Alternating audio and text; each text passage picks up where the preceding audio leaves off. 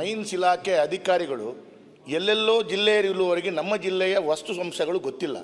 ಅವರಿಗೆ ಗೊತ್ತಿಲ್ಲದಂಥ ವಿಚಾರಗಳಲ್ಲಿ ಅವರು ಇಲ್ಲಿ ಬೆಂಗಳೂರಿನಲ್ಲಿ ಕೂತು ಏನೋ ಒಂದು ಕಾನೂನನ್ನು ರೂಪಿಸಿದರೆ ಅಲ್ಲಿ ಆಗುವಂಥ ಅನಾಹುತಗಳು ಏನು ಅಂತ ಕೇಳಿಕೊಂಡ್ರೆ ಅದನ್ನು ಫಸ್ಟಿಗೆ ಪ್ರಾಬ್ಲಮ್ ತಿಳ್ಕೊಂಡು ಆಪರೇಷನ್ ಮಾಡಬೇಕು. ಪ್ರಾಬ್ಲಮ್ ತಿಳ್ಕೊಂಡು ಮುಂಚೆ ಆಪರೇಷನ್ ಮಾಡುವಂಥ ಪರಿಸ್ಥಿತಿ ಬಂದಿದೆ.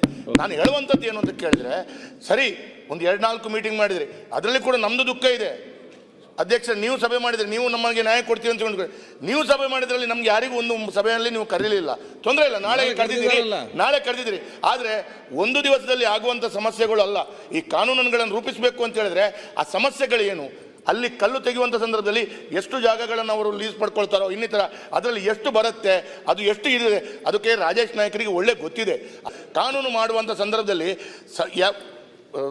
ನಮ್ಮ ಸುನಿಲ್ ಕುಮಾರ್ ಅವರು ಹೇಳಿದಾಗೆ ಬಂಗಾರ ಕದಕ್ಕಿಂತ ದೊಡ್ಡ ರೀತಿಯ ಒಂದು ಅವಸ್ಥೆ ಆಗಿಬಿಟ್ಟಿದೆ. ಈಗ ಎಲ್ಲ ಬಿಲ್ಡಿಂಗ್ ಕನ್ಸ್ಟ್ರಕ್ಷನ್, ನಿಮ್ಮ ಕ್ರೆಡೈ ಸಂಸ್ಥೆಗಳಿರ್ಬೋದು ಅಥವಾ ನಿಮಗೆ ಸಂಬಂಧಪಟ್ಟಂಥ ಎಲ್ಲ ಕನ್ಸ್ಟ್ರಕ್ಷನ್, ಸಿಮೆಂಟ್ನ ಸೇಲ್, ಆಲ್ ನಮ್ಮ ಆರ್ಥಿಕ ವ್ಯವಸ್ಥೆಗಳು ಹಾಳಾಗಿದೆ. ಕೂಲಿ ಕಾರ್ಮಿಕರು ಕಣ್ಣೀರಾಗ್ತಾ ಇದ್ದಾರೆ. ಇದಕ್ಕೆ ಅತಿ ಶೀಘ್ರದಲ್ಲಿ ನೀವು ಅಲ್ಲಿ ಅಧ್ಯಕ್ಷ ಪೀಠದಲ್ಲಿ ಇದ್ದಾಗ ಈ ಸಮಸ್ಯೆಗಳಾಗಿದೆ ಅಂತ ಹೇಳಿದ್ರೆ ಇದಕ್ಕೆ ನಾವು ನೀವೇ ಕಾರಣಕರ್ತರು ಅಂತ ಹೇಳುವಂಥ ರೀತಿಯ ಪರಿಸ್ಥಿತಿ ಬಂದು ಹೋಗಿದೆ. ಅದಕ್ಕಾಗಿ ನಾಳೆ ಇದನ್ನು ಬಗೆಹರಿಸುವಂಥ ದೃಷ್ಟಿಯಲ್ಲಿ ಆಗತ್ತೋ ಇಲ್ಲ, ಇಡೀ ಮೈನ್ಸ್ ಇಲಾಖೆ ಅಧಿಕಾರಿಗಳನ್ನ ನೀವು ಮಂಗಳೂರಿಗೆ ಕರ್ಕೊಂಡು ಬಂದು ಅಲ್ಲಿ ಎಲ್ಲ ವಾಸ್ತವಾಂಶ ತಿಳ್ಕೊಂಡು ಸಭೆ ಮಾಡಿ.